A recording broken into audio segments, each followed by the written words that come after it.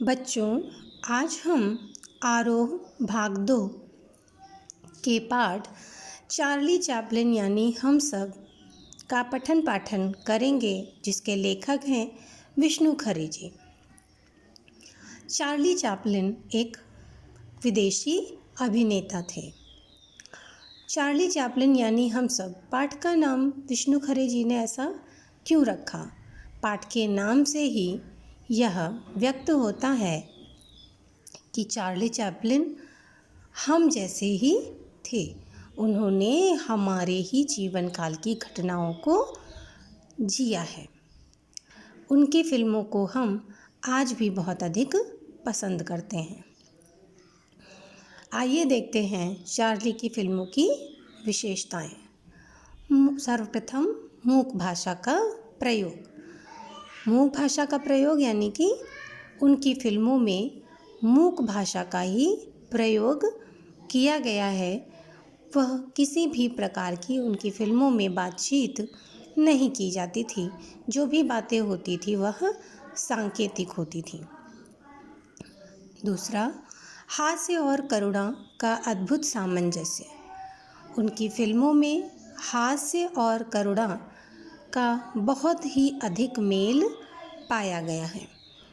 हास्य वो लोगों को बहुत अधिक अपनी क्रियाकलापों के द्वारा, अपनी कलाओं के द्वारा बहुत अधिक हंसाते थे और उसके पश्चात वो करुणा में भी लीन हो जाते थे। लोग उनकी करुण व्यथा को देखकर बहुत अधिक द्रवित भी हो जाया करते थे।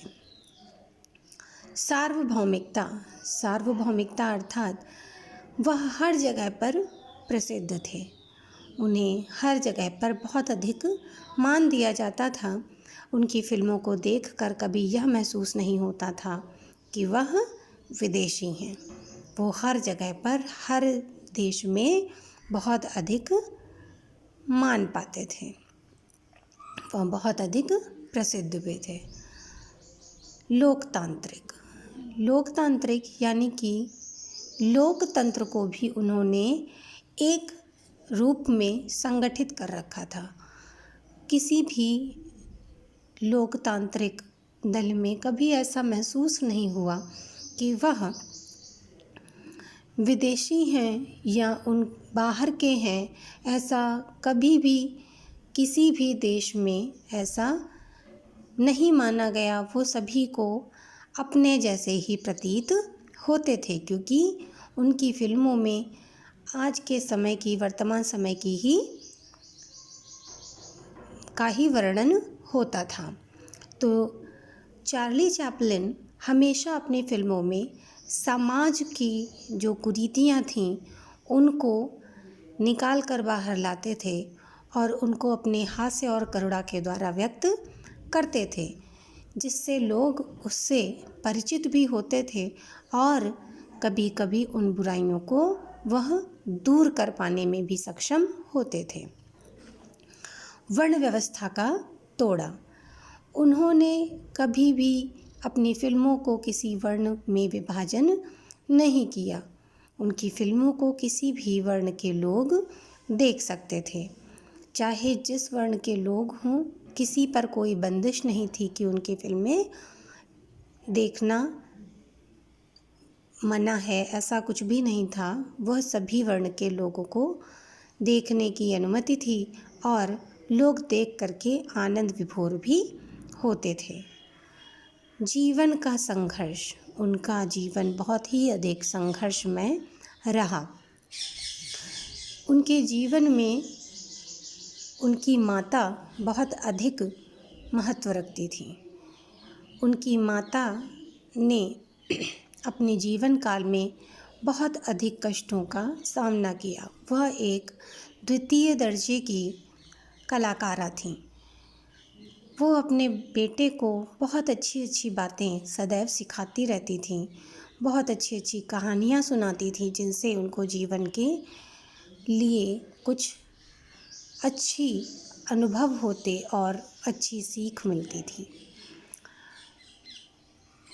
जब उनकी माँ का मानसिक संतुलन खो गया, उस वक्त उनको बहुत अधिक संघर्षों का सामना करना पड़ा। उनके जीवन में बहुत सारे कष्ट आ गए जिसको वो देखते और रोते रहते थे। बहुत अधिक संघर्ष करना पड़ा उनको अपने जीवन में, जब तक कि वह फिल्मों में नहीं आए।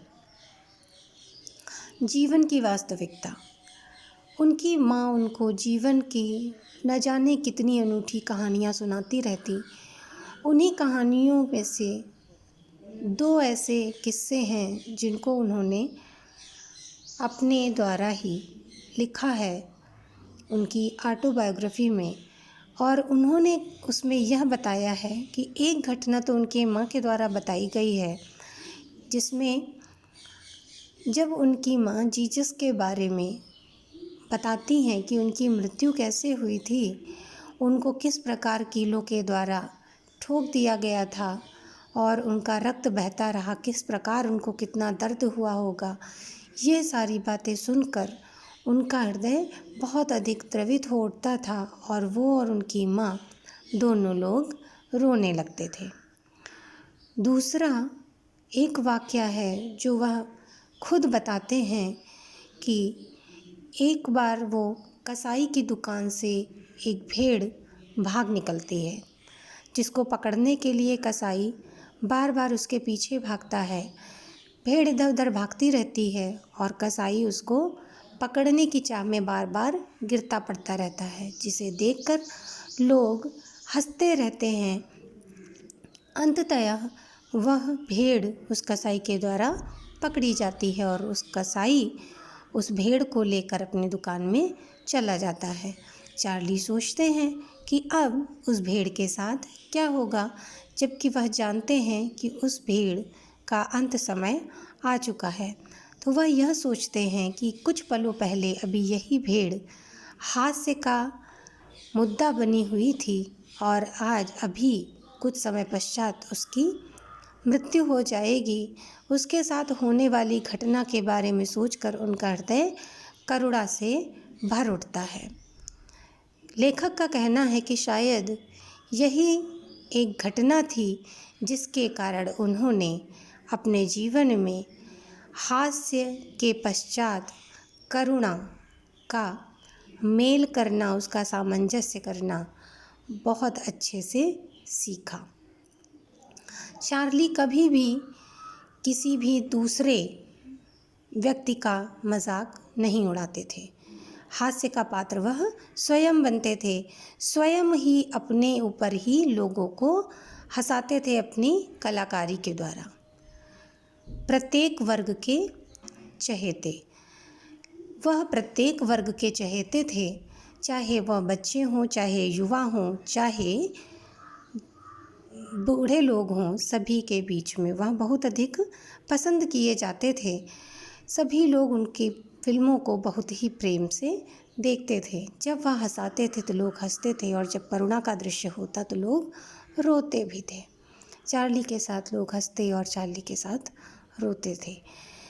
चार्ली को की कलाकारी को किसी ने हूबहू तो नहीं, पर हाँ, हमारे राज कपूर साहब ने उनकी कलाकारी को बहुत अधिक कह सकते हैं कि बहुत हद तक उन्होंने अपने आप में समा लिया था।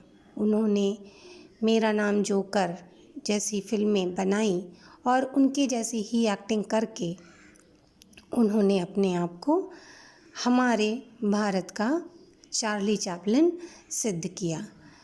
वो चार्ली चैपलिन तो महान चार्ली चैपलिन थे, किंतु हमारे जो अपने चार्ली चैपलिन हैं राजकुमार जी, उनके बारे में भी हम कुछ कम नहीं कह सकते।